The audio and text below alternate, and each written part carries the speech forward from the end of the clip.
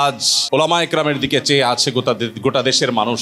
আলেম সমাজকে সাধারণ মানুষ যতটা বিশ্বাস করে, যতটা আস্থা এদেশের আলেম সমাজের প্রতি আছে, অন্য কোন শ্রেণীর মানুষের প্রতি এতটা আস্থা এদেশে আছে বলে আমি মনে করি না। এবং আমার বিশ্বাস যে ওলামায়ে কেরাম যদি সাধারণ মানুষের আস্থা, গ্রহণযোগ্যতা, নির্ভরতার এই পজিটিভ দিকটাকে সামনে রেখে যদি তারা যুগের চ্যালেঞ্জ মোকাবেলার উপযোগী করে নিজেদেরকে গড়ে তুলতে পারেন, তাহলে ইনশাআল্লাহ বাংলাদেশের চেহারা বদলাতে খুব বেশি সময়ের প্রয়োজন হবে না। আলহামদুলিল্লাহ, ওয়াসসালাতু ওয়াসসালামু আলা রাসূলিল্লাহ, বাদ। সকল প্রশংসা সেই রব্বের করিমের প্রতি, যিনি আজ এই চমৎকার আয়োজনে আমাকে শামিল হওয়ার তৌফিক দিয়েছেন।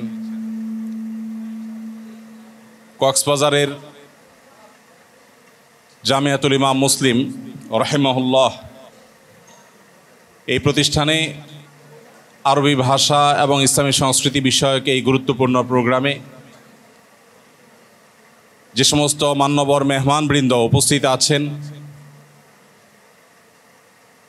আমি এক এক করে সবার নাম নিয়ে আপনাদের বিরক্তির কারণ হতে চাই না। মাননীয় ধর্ম উপদেষ্টা মহোদয় সহ মদিনা ইসলামী বিশ্ববিদ্যালয়ের সম্মানিত শিক্ষক এবং অন্যান্য অতিথিবৃন্দ যারা উপস্থিত হয়েছেন, তাদের সাথে আজকের এই প্রোগ্রামে উপস্থিত হওয়াটা এটা আমার জন্য অনেক বড় সৌভাগ্যের বিষয়। আর এই ধরনের একটি আয়োজনে আমাকে দাওয়াত করার জন্য ওস্তাদ সালাহুল ইসলাম, যিনি কক্সবাজারের মাটিতে বিশ্বমানের একটি দ্বীনী শিক্ষা প্রতিষ্ঠান গড়ে তোলার জন্য এবং নানাবিধ কাজ করবার জন্য নিরলস প্রচেষ্টা চালিয়ে যাচ্ছেন, আমি জেনে অভিভূত হলাম যে কক্সবাজারের মাটি থেকে ওস্তাদ সালাহুল ইসলাম তিনি দীর্ঘদিন যাবৎ এদেশের মানুষের কল্যাণে বিভিন্ন ধরনের সেবামূলক কাজ, শিক্ষামূলক উদ্যোগ, নানাবিধ আয়োজন তিনি সম্পন্ন করে এদেশকে তিনি এগিয়ে যাওয়ার পথে তিনি নেতৃত্ব দিচ্ছেন এবং তার কাজ নির্লসভাবে তিনি করে যাচ্ছেন। এরকম একজন কর্মবীর যিনি এখানে কাজ করছেন, আমি দোয়া করি রব্বে করিমের কাছে আল্লাহ তাআলা তার কাজগুলোকে বারাকা দিয়ে পরিপূর্ণ করে দিন।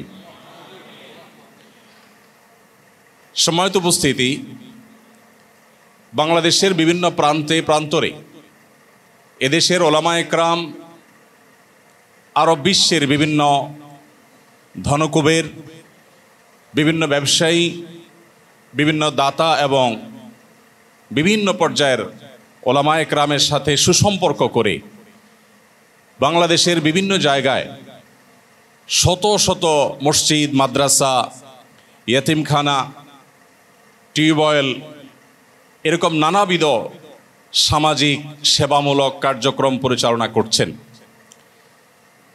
আমার মনে হয় এ পর্যন্ত আরব বিশ্ব থেকে যে পরিমাণ ডোনেশন সংগ্রহ করে এদেশের বিভিন্ন পর্যায়ের সেবামূলক এবং দ্বীনী কাজ পরিচালনা করছেন ওলামায়ে কেরাম, স্পন্সরশিপের মাধ্যমে শত শত হাজারো ইয়েতিম, অসহায়, অনাথ, বিধবা তাদেরকে তাদের সম্বল এবং স্বাবলম্বিতার পথে যে এগিয়ে নিচ্ছেন ওলামায়ে কেরাম, এটা নিয়ে পৃথক গবেষণা হওয়া উচিত। কি পরিমাণ অর্থ মধ্যপ্রাচ্য থেকে এবং পৃথিবীর আরও বিভিন্ন দেশ থেকে এই দেশে ওলামায়ে কেরাম এনেছেন এই দেশকে সমৃদ্ধ করবার জন্য, এটা নিয়ে যদি স্বতন্ত্র কোনো গবেষণা হয়, আমার বিশ্বাস আমরা ওলামায়ে কেরামের সেই কর্মযজ্ঞ নিয়ে গর্ব করতে বাধ্য হব।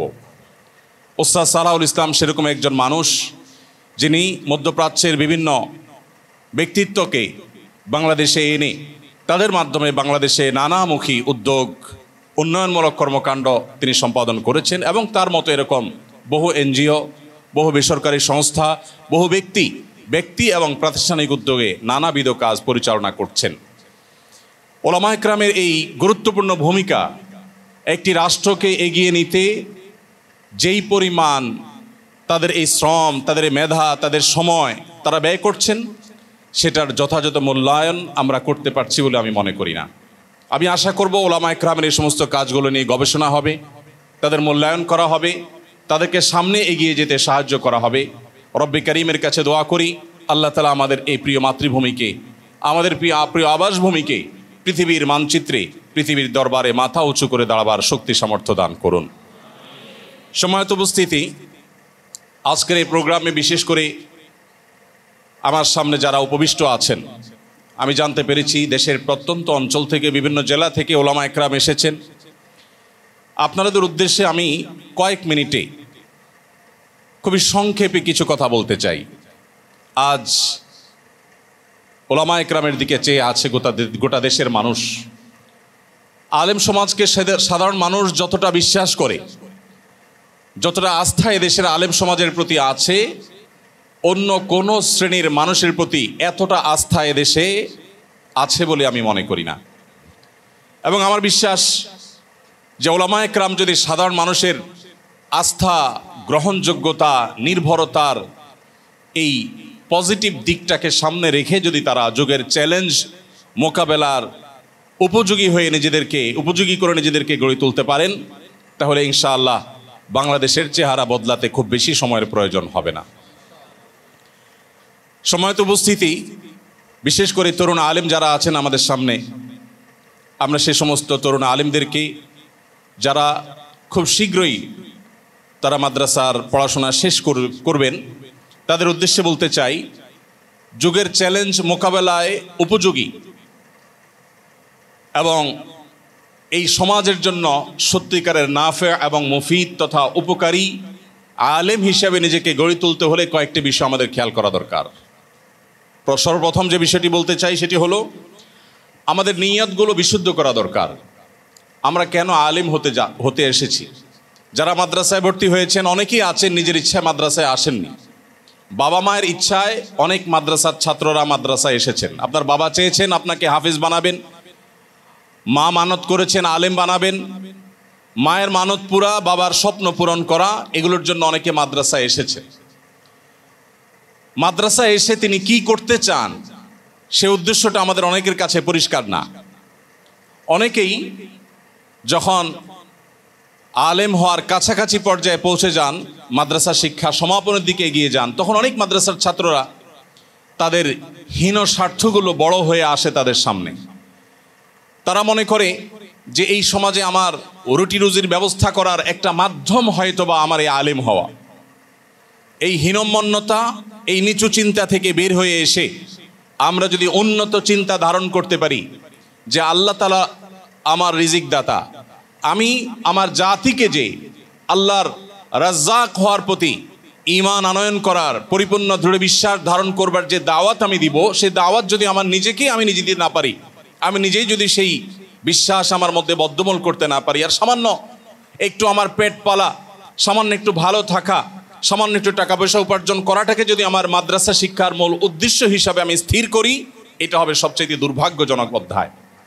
এই জন্য এদেশ এবং গোটা বিশ্ব মানবতাকে যদি আপনি সেবা দিতে চান, নবী রাসূলদের সত্যিকারের ওয়ারিস এর ভূমিকায় যদি আপনি অবতীর্ণ হতে চান, সব কিছুর আগে আপনার নিয়তকে খালেজ করতে হবে। সকল প্রকার নিচুতা, সকল প্রকার তুচ্ছ চিন্তা, সকল প্রকার সাধারণ চিন্তার ঊর্ধ্বে উঠে আমাদেরকে আল্লাহ রাব্বুল আলামিনের সন্তুষ্টি, আল্লাহর দ্বীনকে সার্ভ করার মানসিকতা আমাদের মধ্যে থাকতে হবে। অতএব আমি সর্বপ্রথম আপনাদেরকে অনুরোধ করব, আজকাল বিশেষ করে মাদ্রাসার ছাত্ররা মেশকাত দাওরা বা উপরের দিকে যখন তারা পড়াশোনা করে ফাজিল কামিল যখন চলে আসে, এই পর্যায়ে এসে অনেক ছাত্ররা আছে যে তারা কিভাবে ভাইরাল হবে, কিভাবে পরিচিত হবে, কিভাবে প্রসিদ্ধি অর্জন করবে, কিভাবে তারা লাইমলাইটে আসবে, সেজন্য তারা কসরত করতে থাকে। একটি আয়াত আমাদের সামনে সবসময় থাকা দরকার। আল্লাহ রাব্বুল আলামিন বলেছেন, আম্মা যাবাদু ফায়াযহাবু জুফাআ ওয়া আম্মা মা ইয়ানফাউন নাস ফায়ামকুথু ফিল আরদ। আমি যদি উম্মার জন্য নিজেকে উপকারী হিসাবে, যোগ্য হিসাবে গড়ে তুলি, আমার পরিচিতি, প্রসিদ্ধি, প্রতিষ্ঠিত হওয়ার যখন যতটুকুর প্রয়োজন হবে তখন আসমান ওয়ালা করে দিবেন ইনশাআল্লাহ। নিজে নিজে আমি লাইমলাইটে আসার প্রচেষ্টা এবং এটার মধ্যে ডুবে থাকা, এটা আমাদের ইখলাস, এটা আমাদের নিষ্ঠার পরিপন্থী কাজ। অতএব আমাদের নিয়তগুলোকে সব কিছুর আগে খালিজ করতে হবে। নাম্বার 2, দ্বীনের যে বেসিক জ্ঞান, উলুমে ইসলামিয়া, ইসলামিক স্টাডিজ যেগুলো আছে, সেগুলোর পর আমাদের ব্যুৎপত্তি অর্জন করতে হবে। আজকাল অনেকেই আছেন যারা দ্বীনের সেবা করতে চান, যারা যুগের চ্যালেঞ্জের মোকাবেলা করার জন্য নিজেকে দক্ষ বানাতে চান, কিন্তু তারা দিনের বেসিক বিষয়গুলো এগুলোর প্রতি মনোযোগ দিতে চান না। আমাদের অনেক মাদ্রাসার ছেলেরা আছেন, অনেক মেয়েরা আছেন যারা জাগতিক বিভিন্ন বিষয় জেনে টুকটাক কোরআন হাদিস যা শিখেছেন সেটাকে কিভাবে মানুষের কাছে প্রচার করবেন তার জন্য তারা ব্যাকুল হয়ে যান। এই প্রচারের মানসিকতাটা প্রশংসনীয়, কিন্তু দ্বীনের পরিপূর্ণ ইলম অর্জন না করে সামান্য সীমিত বা আংশিক ইলম অর্জন করে প্রচারের ময়দানে চলে যাওয়াটা অনেক ক্ষেত্রে আমাদের জন্য ক্ষতিকর হয়। এজন্য আমি আমার সম্মানিত ওলামা একরাম, তরুণ ওলামা একরাম যারা আছেন এবং যারা সামনে আলেম হতে যাচ্ছেন তাদের উদ্দেশ্যে বলতে চাই যে কোরআন এবং হাদিস, ইসলামের ইতিহাস এগুলো পরিপূর্ণভাবে রপ্ত করার চেষ্টা আমাদের থাকতে হবে। মাদ্রাসার ছাত্ররা মাদ্রাসার বেসিক যে পড়াশোনা আছে সেই বেসিক পড়াশোনাগুলোতে তাদেরকে মনোযোগী হতে হবে। আউট নলেজ এটা দরকার হবে, সেই পয়েন্টে আমি আসছিও, কিন্তু আমাদের আসল যে যোগ্যতার জায়গা, আমাদের আসল যে জিনিসটা সেটা যেন আমাদের মধ্যে থাকে। এই জায়গাটাতে অনেকে ঘাটতি এবং ত্রুটি নিয়ে তারা দ্বীনের সেবা এবং খেদমত করতে চান। এই জন্য আপনার কোরআন এবং হাদিসের গভীর পাণ্ডিত্য অর্জন করা এটা আমাদের জন্য খুবই অপরিহার্য একটি বিষয় এবং আমাদের মূল প্রয়োজন। নাম্বার 3, শুধুমাত্র কোরআন হাদিস শিখে আমরা মানুষকে যদি দাওয়াত দিতে চাই এবং মানুষের ভাষা যদি রপ্ত করতে না পারি, যুগের ভাষা যদি আমরা না জানি, তাহলে সেক্ষেত্রে আমাদের দ্বারায় উম্মার কাঙ্ক্ষিত উপকার এটি আসবে না। কাঙ্ক্ষিত উপকার এটি পৌঁছাবার জন্য কোরআন হাদিসের জ্ঞানের পাশাপাশি যুগের ভাষা আমাদের রপ্ত করা দরকার। এই যুগে কেউ যদি ইংরেজি না জেনে এই পৃথিবীকে সে জানার চেষ্টা করে, সেটা হবে ব্যর্থ চেষ্টা। অতএব আরবি ভাষায় দক্ষতা, কোরআন এবং হাদিসের গভীর পাণ্ডিত্য, ইসলামের ইতিহাস সম্পর্কে আমাদের ব্যাপক জানাশোনা, এগুলোর পাশাপাশি আমাদেরকে এই পৃথিবীকে জানার চেষ্টা করতে হবে। পৃথিবীকে জানার জানালা, পৃথিবীকে জানার উইন্ডো হলো ইংরেজি ভাষা। ইংরেজি ভাষা ছাড়া কেউ যদি পৃথিবীকে জানতে চায় তাহলে সে সত্যিকার অর্থে পুরোপুরি আজকের পৃথিবীকে সে জানতে পারবে না। শুধু ইংরেজি ভাষাই নয়, আজ মডার্নিজমের নামে, সেকুলারিজমের নামে, বিভিন্ন ইজমের নামে আজ মুসলিম জাতিকে কোথা থেকে কোথায় নিয়ে যাওয়া হয়েছে। যুগের এই গুরুত্বপূর্ণ বিষয়গুলোকে রপ্ত করা, সমকালীন মতবাদগুলোকে রপ্ত করা, এটি আমাদের জন্য অপরিহার্য একটি বিষয়। অতএব কোরআন এবং হাদিসের জ্ঞান অর্জন করার পাশাপাশি এই বিষয়গুলোকে রপ্ত করার জন্য আমাদেরকে বিশেষভাবে মনোযোগী হতে হবে। নাম্বার 4, আমরা যে সমস্ত ইলম অর্জন করেছি সেই ইলম অনুযায়ী আমল করাটা এটা আমাদের জন্য সবচেয়ে অপরিহার্য বিষয়গুলোর মধ্যে থেকে একটি। অনেক মাদ্রাসার ছাত্র, অনেক আলেম আছি আমরা কোরআন এবং হাদিসে যা পড়েছি সেটার উপর অনেকে আমরা আমল করিনি। প্রিয় নবী সাল্লাল্লাহু আলাইহি সাল্লামের অসংখ্য হাদিসে বহু দিক নির্দেশনা আমাদের জন্য আছে যেগুলো আমরা পরিপূর্ণভাবে আমলে আনতে পারিনি। আমরা যা শিখব, যে হাদিস, যে আয়াত আমি জানবো, সে হাদিস, সে আয়াতের উপরে আমল আমার জীবনে আসতে হবে। আমি জানলাম কিন্তু আমল করলাম না, এরকম আলেম দিয়ে যদি গোটা পৃথিবী ভরে দেওয়া হয়, দ্বীন বা ইসলামের তেমন কোনো উপকার তারা বয়ে আনতে পারবে না। আপনি যদি নিজেকে উম্মার জন্য মুফিদ এবং উপকারী আলেম হিসাবে গড়ে তুলতে চান, তাহলে আপনার জানা বিষয়ের উপরে আমল আপনাকে করতেই হবে, এবং সেটা আপনার মাদ্রাসার অন্য কেউ না করলে আপনি একা করবেন, এবং এই সংগ্রামে আপনাকে জিততেই হবে। নাম্বার 5, আজ সিনিয়র ওলামা একরাম, অভিজ্ঞ পণ্ডিত প্রাজ্ঞ আলেমদের তত্ত্বাবধান, তাদের সোহবত, সাহচর্য এবং সান্নিধ্যের প্রয়োজনীয়তাটা আমরা অনেকে অনুভব করি না, অথচ এটি আমাদের এগিয়ে যাওয়ার জন্য পূর্ব শর্ত। তরুণ আলেমদের মধ্যে, মাদ্রাসার ছাত্রদের মধ্যে অনেকের মধ্যেই অনেক বেশি স্বাধীন চেতা মনোভাব আমরা আজকাল দেখছি। তাদের গাইড করার মতো প্রাজ্ঞ, বিজ্ঞ, বিচক্ষণ, সময় সচেতন এবং আল্লাহ ভীরু, মুত্তাকি, পরহেজগার আলিম বা দিনদার কোনো মানুষ সেভাবে নেই। বেশিরভাগ ক্ষেত্রেই নিজের মাথায় যখন যেটা আসে সেটা নিতে শুরু করে, এবং এইভাবে এক পর্যায়ে অগ্রসর হতে হতে দেখা যায় একটা পর্যায়ে তাকে থেমে যেতে হয়। যে পরিমাণ মেধা এদেশে আছে, এদেশের মাদ্রাসার চৌহদ্দিতে আছে, এই মেধাগুলোর যদি যথাযথ ব্যবহার হতো, এগুলোর যদি যথাযোগ্য প্রয়োগ হতো, এগুলোর যদি যথাযোগ্য তারবিয়া হতো, প্রতিপালন হতো, তাহলে শুধু এই দেশ নয়, আমি তো মনে করি এশিয়া নয়, শুধু গোটা বিশ্বের জন্য অনেকখানি যথেষ্ট হয়ে যেত। কিন্তু দুর্ভাগ্য আমাদের, আমরা নিজেদের মধ্যে সেই কোয়ালিটিগুলো অর্জন করার চেষ্টা করি না। অতএব 5 নম্বর বিষয় যেটি আমি বললাম সেটি হলো আমাদেরকে সিনিয়র এবং অভিজ্ঞ পণ্ডিত, বিচক্ষণ আলেম এবং বিচক্ষণ দায়ী যারা আছেন তাদের তত্ত্বাবধান, তাদের সোহবত এবং সাহচর্য, এটা নিয়ে আমাদেরকে পরামর্শ নিয়ে আমাদেরকে এগিয়ে যেতে হবে। নাম্বার 6, আমরা সমাজে রিলেভেন্ট হতে হবে, সমাজে প্রাসঙ্গিক হতে হবে। শুধুমাত্র নীতিবাক্য বললাম, শুধুমাত্র ওয়াজ নসিহত করে নিজেকে এর মধ্যে সীমাবদ্ধ রাখলাম, এটি আমাদের জন্য যথেষ্ট হবে না। আজকের পৃথিবী যে সমস্ত বিষয়গুলো নিয়ে সবচেয়ে বেশি কনসার্ন, সেই বিষয়গুলোর মধ্যে থেকে একটা হলো পরিবেশ, আরেকটা হলো নারী এবং শিশুর অধিকার, আরেকটা হলো সাধারণভাবে মানবাধিকার। আপনারা মাদ্রাসা শিক্ষার্থী হিসাবে আপনারা নিশ্চয়ই আমার চাইতে অনেকে ভালো জেনে থাকবেন, আমাদের প্রিয় নবী সাল্লাল্লাহু আলাইহি সাল্লামের হাদিসের ভান্ডার দেখলে আমরা দেখি যে এই তিনও সেক্টরে তার যে সমস্ত নির্দেশনা ছিল, তার যে সমস্ত ইরশাদাত ছিল, তার যে সমস্ত গাইডেন্স ছিল, সেগুলো আজকের পৃথিবীতে এই পরিবেশ, মানবাধিকার, নারী শিশু অধিকারের ধ্বজাধারীরা সেগুলোর ধারে কাছেও আজও পর্যন্ত যেতে পারেনি। আজ আমরা ফ্যাক্টরি রেভলিউশনের মাধ্যমে পৃথিবীকে উন্নতির নামে একটি পর্যায়ে আমরা এনেছি এবং এই পর্যায়ে আমরা অনুভব করছি যে পৃথিবীর পরিবেশ ধ্বংস হয়ে যাচ্ছে। এখন আমরা অনুভব করছি না আমাদেরকে নতুনভাবে ভাবতে হবে পরিবেশ রক্ষার জন্য। প্রিয় নবী সাল্লাল্লাহু আলাইহি সাল্লামের সময় যখন ফ্যাক্টরি ছিল না, কলকারখানা ছিল না, কালো ধোঁয়া ছিল না, পরিবেশ নষ্ট হওয়ার মতো পরিবেশ পরিস্থিতি ছিল না, তখন নবী করিম সাল্লাল্লাহু আলাইহি সাল্লাম বৃক্ষরোপণের ব্যাপারে যেভাবে গুরুত্ব আরোপ করেছেন, আজ আমরা ফুটপাত দখল হয়ে যায় তখন আমরা রাস্তা দখলমুক্ত করার জন্য আন্দোলন করতে হয়। নবীজি সাল্লাল্লাহু আলাইহি ওয়াসাল্লাম সেই তখন বলেছেন, ইয়াকুমুল জুলুস আলাত তারিক, তোমাদের কেউ খবরদার রাস্তা দখল করে বসবে না। কিয়ামত পর্যন্ত মানুষ যত সমস্যায় পড়বে, যত সমস্যার সংকটের মোকাবেলার পথ অনুসন্ধান করবে, সে বিষয়ে আগাম দিক নির্দেশনা নবী সাল্লাল্লাহু আলাইহি সাল্লাম দিয়ে গেছেন। অতএব সেই নবী সাল্লাল্লাহু আলাইহি সাল্লামের আদর্শের প্রকৃত অনুসারী হতে হলে শুধুমাত্র ওয়াজ ও নসিহতের মধ্যে নিজেদেরকে সীমিত না রেখে আমাদেরকে উম্মার জন্য উপকারী শত সহস্র প্রজেক্ট হাতে নিতে হবে। এদেশে মানুষের সকল বিপদে, এ বিশ্বের মানুষের সকল সংকটে ওলামা একরামকে এগিয়ে আসতে হবে, নেতৃত্ব দিতে হবে। আজ পরিবেশ বিপর্যস্ত হচ্ছে, আমাদের মুখে কেন কথা নেই? কেন আমরা আজ মানুষের অধিকার নিয়ে সোচ্চার নই? কেন আজ আমরা দারিদ্র্য বিমোচনের জন্য সোচ্চার নই? কোনো প্রাকৃতিক দুর্যোগে কেন সবার আগে আমরা ছুটে যাই না? এদেশের মানুষ আলেমদেরকে যতটা বিশ্বাস করে আর কাউকে সেটা করে না। অতএব আমাদের এই সম্ভাবনার জায়গাগুলোকে ব্যবহার করতে হবে। এই বিষয়ে আলোচনা করলে অনেক তরুণ আলেমরা, অনেক ইমামরা আমাদেরকে বলে, ভাই আমাদেরকে ফান্ড দেন, আমরা কিছু করি। এটা হলো শয়তানের সবচেয়ে বড় ধোঁকা। কেউ যদি মানব সেবা করতে চায় এবং সে যদি মনে করে তহবিলটা আমার সব কিছুর আগে প্রয়োজন, তাহলে মানব সেবার অর্থই সে বুঝে নেই। আমি বিশ্বাস করি মানব সেবা করার জন্য শুধু মানসিকতার প্রয়োজন, মানব সেবার জন্য অর্থের প্রয়োজন ততটা নাই।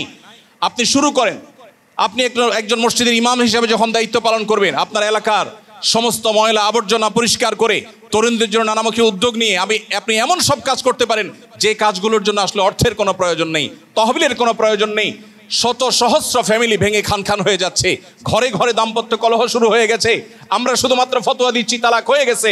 আমরা দুটি পরিবারকে, দুটি স্বামী স্ত্রীর মধ্যে, একটি দম্পতির মধ্যে সম্পর্ককে জোড়া লাগাবার জন্য উদ্যোগ কয়জন নিয়েছি?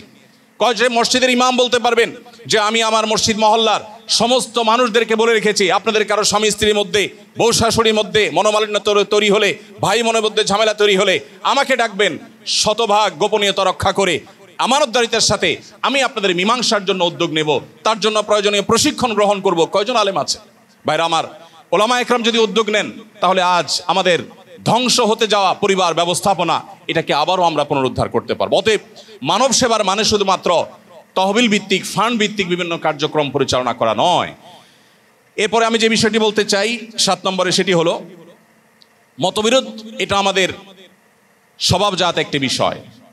ওয়াকানাল ইনসানু আকসারা শাইইন জাদালা, যতজন তত মত হবে, এটি খুবই স্বাভাবিক একটি ব্যাপার। কিন্তু আজ মতবিরোধপূর্ণ বিষয়গুলোকে আমরা অনেকে বড় করে দেখি। আমি আশা করব সেগুলোকে খুব ছোট করে দেখে আমরা মতবিরোধকে মিনিমাইজ করা, সেগুলোকে কমিয়ে আনার চেষ্টা করব। ডক্টর খন্দকার আব্দুল্লাহ জাহাঙ্গীর রাহিমাহুল্লাহ একটি কথা বলতেন, আমি উম্মার এই বিশাল জনগোষ্ঠীকে ঐক্যবদ্ধ করার মতো শক্তি সামর্থ্য রাখি না, কিন্তু একটা শক্তি, একটি সামর্থ্য আল্লাহ আমাকে দিয়েছেন, সেটি হলো বিভক্ত এই উম্মাকে আরো বেশি বিভক্তির দিকে যেন না নিয়ে যাই। অন্তত উম্মার বাড়িতে আগুন লাগা এই ভয়াবহ পরিস্থিতিতে যেন নতুন করে আবার ঘি না ঢালি, নিজেকে যেন নিবৃত রাখি যে উম্মার বিভক্তির ক্ষেত্রে যেন আমার কোনো ভূমিকা না থাকে, এই চেষ্টাটুকু অন্তত আমরা করতে পারি। আমরা পজিটিভ ওয়েতে অনেক কাজ করতে পারি। কে কি করছে তার জন্য আল্লাহর কাছে জবাবদিহিতা আমার নাই, আমি কি করছি সেটার জন্য জবাবদিহিতা আছে। অতএব মানুষের পিছনে না পড়ে আমি নিজেকে ডেভেলপ করার জন্য যদি কাজ করে যাই, ইনশাআল্লাহ আমরা ইনশাআল্লাহ যুগের চ্যালেঞ্জকে মোকাবেলার জন্য উপযুক্ত হয়ে উঠতে পারবো। সর্বশেষ 8 নম্বর যে পয়েন্টটি বলতে চাই তা হলো, আমাদের মধ্যে তাআল্লুক মা আল্লাহর আজ বড় অভাব। আল্লাহর সাথে আমাদের সম্পর্ক অনেক কমে গেছে। আমাদের আমল, আমাদের ইখলাস, আমাদের তাহাজ্জুদ, আমাদের রোনাজারি, আমাদের নওয়াফেল, আমাদের গুনাহ থেকে বাঁচার প্রবণতা, আমরা এদেশের মানুষের হৃদয়কে জয় করবার জন্য যে যোগ্যতাগুলো, যে সিফাতগুলো, যে কোয়ালিটিগুলো, যে গুণগুলো আমাদের অর্জন করা দরকার ছিল, সেগুলো আমরা আজ অর্জন করতে পারছি না। যখন এ বিশ্ব মুসলমানরা শাসন করেছে, তখন মুসলমানদের ওলামা একরামের যে গুণ ছিল, আজ সেগুলো থেকে শত সহস্র মাইল যোজন দূরে আমরা চলে গেছি।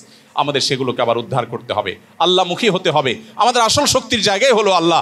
আল্লাহ যখন আমাদেরকে তৌফিক দিবেন তখনই আমরা কাজ করতে পারবো। এই জন্য আল্লাহর সাথে সম্পর্ককে সুনিবিড় করার প্রচেষ্টা আমাদের মধ্যে অব্যাহত থাকতে হবে। আমি 8টি পয়েন্টকে আবার বলে দিচ্ছি। 1, আমাদের নিয়তগুলো বিশুদ্ধ হতে হবে। কেন আমি কাজ করব, আমার উদ্দেশ্য আসলে কি? আল্লাহ সন্তুষ্টি ছাড়া বৈষয়িক কোনো বিষয় যেন আমার মাথায় না আসে। নাম্বার 2, আমাদেরকে ইসলামের বেসিক বিষয়ের যে জ্ঞান, ইসলামের ইতিহাস, কোরআন এবং হাদিস সম্পর্কে গভীর পাণ্ডিত্য অর্জন করতে হবে। ভাষা জ্ঞান নিয়ে দাওয়াতের ফিল্ডে যদি আমরা নামি, ইসলামের লাভের চেয়ে ক্ষতি বেশি হতে পারে।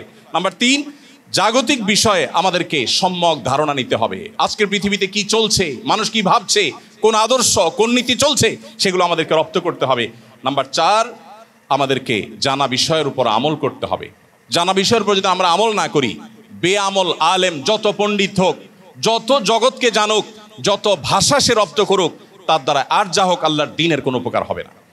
নাম্বার 5, সাহচর্য এবং সোহবত, সিনিয়রদের তত্ত্বাবধান, এটা গুরুত্বপূর্ণ। নাম্বার 6, মানব সেবা। মানব সেবা মানে শুধুমাত্র আর্থিক সেবা নয়, বহুবিধ সেবা। নাম্বার 7, মতপার্থক্য এবং মতবিরোধের জায়গাগুলোকে বাড়ানোর চেষ্টা করে না করে কমানোর চেষ্টা করা, ভূমিকা রাখা। নাম্বার 8, আল্লাহর সাথে গভীর সম্পর্ক রাখা। আল্লাহ রাব্বুল আলামিন এই গুণগুলো আমাকে, আপনাকে, আমাদের সবাইকে অর্জন করার তৌফিক দান করুন।